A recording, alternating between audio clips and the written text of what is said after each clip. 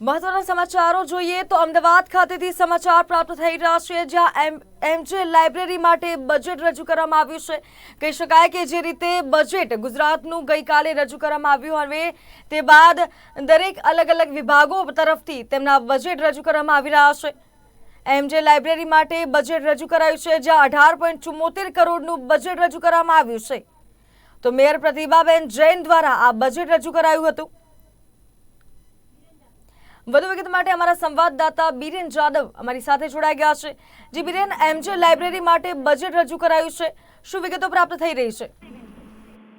તનુ, આજે કુલ 3 જે બાબતો છે તેને લઈને અલગ અલગ બજેટ અમદાવાદ મ્યુનિસિપલ કોર્પોરેશન દ્વારા ફાળવવામાં આવ્યા છે, જેમાં એમજે લાઇબ્રેરી, વીએસ હોસ્પિટલ અને એએમટીએસ આ ત્રણેયના વિવિધ બજેટો ફાળવાયા છે। કારણ કે આજે સવારે અમદાવાદ મ્યુનિસિપલ કોર્પોરેશન દ્વારા એક ડબલ ડેકર બસ તૈયાર કરવામાં આવી અને તે હવે અમદાવાદના નાગરિકો ડબલ ડેકર બસમાં મુસાફરી કરી શકશે અને તેને જ લગતું અલગ અલગ જે બજેટ છે તેને રજૂ કરવામાં આવ્યું છે। જેમાં એમજે લાઇબ્રેરીની વાત કરીએ તો 17 કરોડનું ડ્રાફ્ટ બજેટ છે, જેમાં શાસક પક્ષે 1.35 કરોડ ઉમેર્યા અને ત્યારબાદ કુલ બજેટ 18.74 કરોડનું રજૂ કરવામાં આવ્યું છે। સાથે જ અદ્યતન ફાયર સિસ્ટમ, સાથે જ મ્યુઝિકલ ફાઉન્ટેન અને બાળકો માટે વોલ બેટનિક સહિતની જે સુવિધા છે તેની પણ નાણાકીય જોગવાઈ તેમાં કરવામાં આવી છે।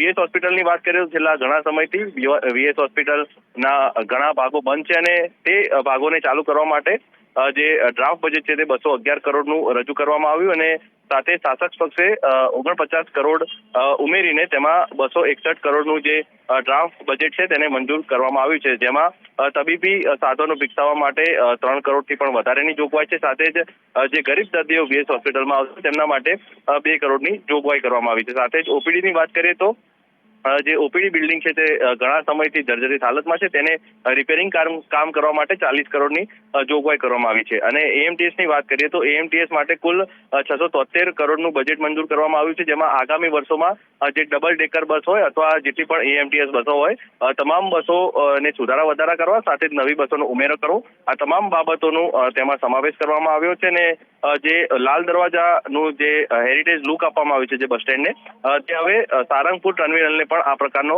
લુક આપવામાં આવશે। એટલે આ પ્રકારની બાબતોની ચર્ચા આજે આ બજેટમાં કરવામાં આવી। મેયર દ્વારા આ બજેટ રજૂ કરવામાં આવ્યું હતું, જેમાં જે વિવિધ વિકાસ કામો છે તેને વેગવંતુ બનાવવા માટે અને જે અલગ અલગ નાગરિકો છે, નાગરિકોને કેવી રીતે સુવિધા પ્રાપ્ત થાય અને અમદાવાદ મ્યુનિસિપલ કોર્પોરેશન તેમાં કેવી રીતે સહભાગી બને તેને લઈને આજે તમામ બજેટ છે તેને રજૂ કરવામાં આવ્યું છે। તનુ, જી બીરેન, આભાર તમારો સમગ્ર માહિતી જણાવવા બદલ।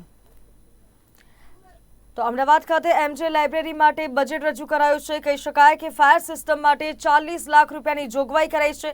18.74 કરોડનું બજેટ રજૂ કરવામાં આવ્યું છે।